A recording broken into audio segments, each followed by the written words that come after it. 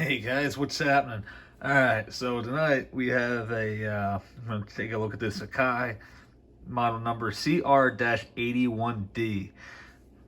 Now there's also a model CR-81. With these Akai decks, the D means it doesn't have a built-in amplifier. If it were CR-81, that would mean it would have a built-in amplifier, and you'd be able to hook a pair of speakers up directly to it, and then your volume would be for your speakers and also for your recording. On this model here, the left volume, right volume is only for recording because it does not have a built-in amplifier. It's only line output. There's a couple of different ones. There's the CR80, CR81, excuse me, CR81, which is this one. There's the CR82, which is the one with that the round clock that people like. Then there's the GXR-82D, which is the one with the glass head. I've never owned one, but because they're usually really expensive, I haven't really got a chance to mess around with it. And then there's, of course, the famous CR80D SS, which is an amazing deck if you can get it working right. Alright, so basically, if you're looking for a fully optioned out deck with like all these fancy features, this is not it. This is very basic. The only extra feature it really has is record, obviously, and the only bonus feature it really has is fast forward and continuous play. This one's kind of like has a similarity to a cassette deck in the fact that the tape doesn't start playing on insertion. The tape won't actually start playing until you hit the play button. Anyway, let's hear how she sounds. She's a good sounding deck, honestly. I haven't made a recording on it in a really long time. I've had this deck for a while. I just spruced it up a little bit, cleaned it up a little bit. I'm gonna have to make new side panels for it. But anyway, let's check her out, do a demo of it. Why not?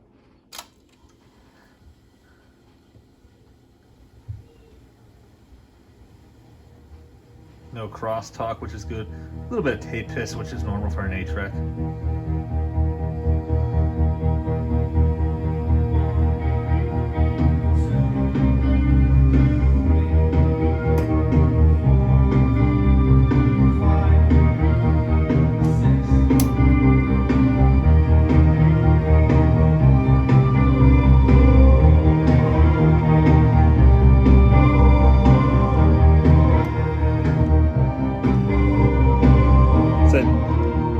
Right and left is pretty even.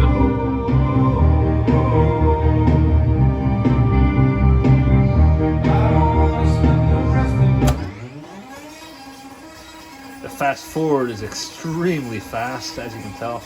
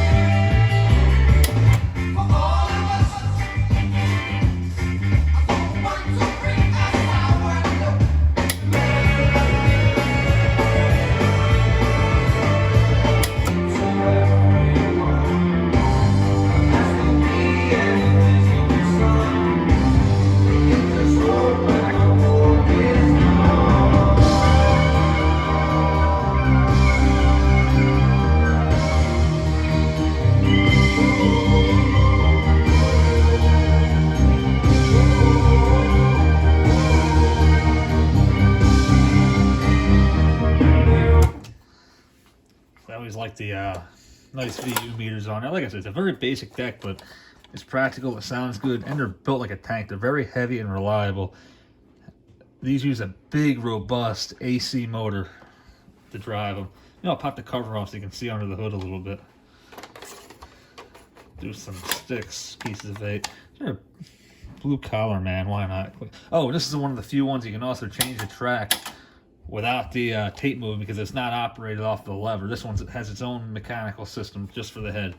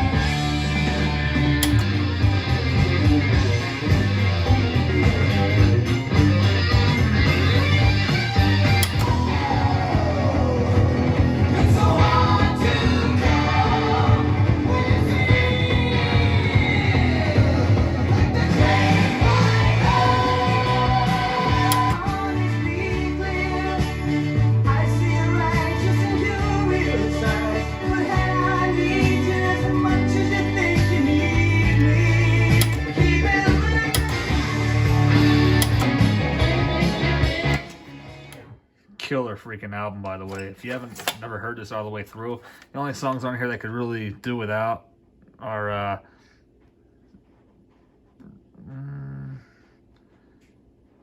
yeah, Sing for the Day maybe is about it.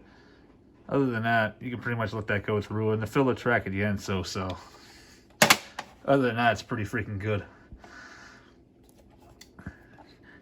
The first time I ever got into 8-tracks, I was like 10 years old. This is one of the ones I got. Not this exact one. I wish I still had the original one. I had to hunt for the one because usually they don't have the label on them.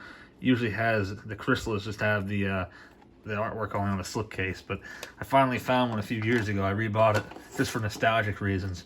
This one's pretty worn. I actually probably have to re-record it on a new tape and rewind it up to make it sound good.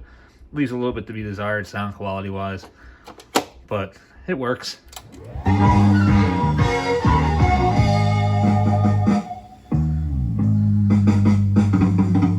The cattle quietly grazing at the grass down by the river, where the swelling mountain water moves onward to the sea.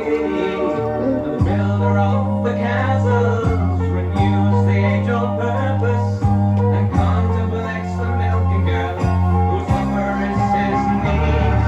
The young head of the household have all gone into service and are not to be expected for a year. The innocent young master of moaning and a bastard has formed the plan to take the man he sees. And the poet sees his dead, while Susan lifts his sword. And the oldest of the family is holding with authority, coming from across the sea. He challenges the sun, but puts into the run.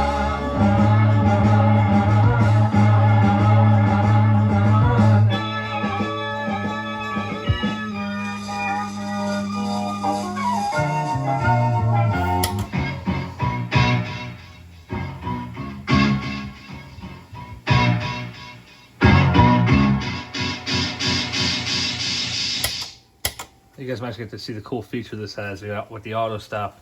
Continuous play will bypass it, but check it out.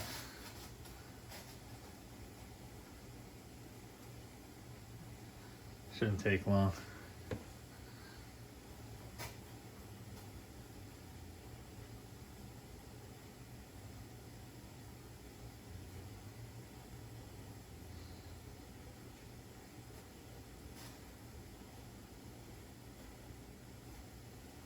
Any day now.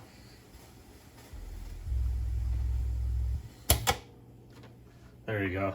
Once you hit stop, it'll clear it. That's pretty cool. It worked out like that. I got to show you guys a unique feature it has right at the splice.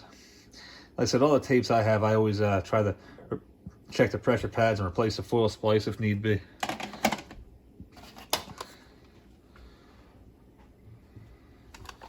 One of my favorites. It's actually a family production issue too. Piano Man wasn't mastered at the wrong speed though, so it'll be fine. You see, you start hit stop and it reset the stop feature. Now you can go.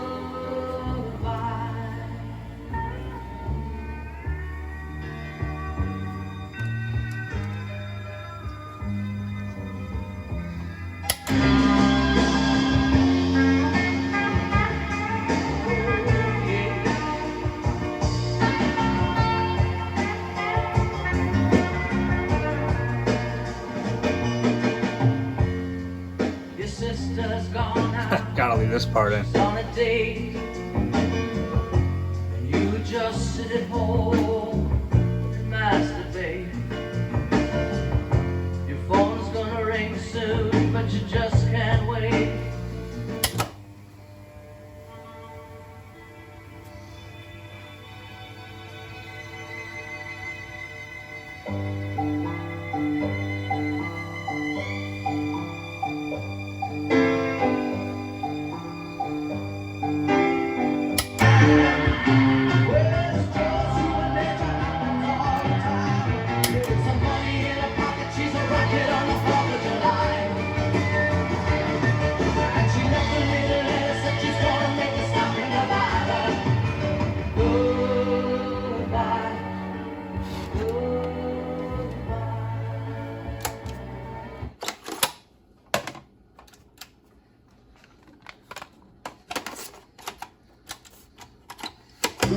want.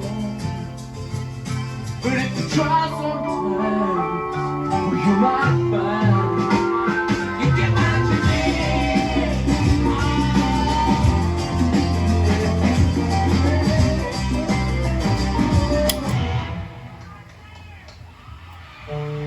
Honey, it's not one of those.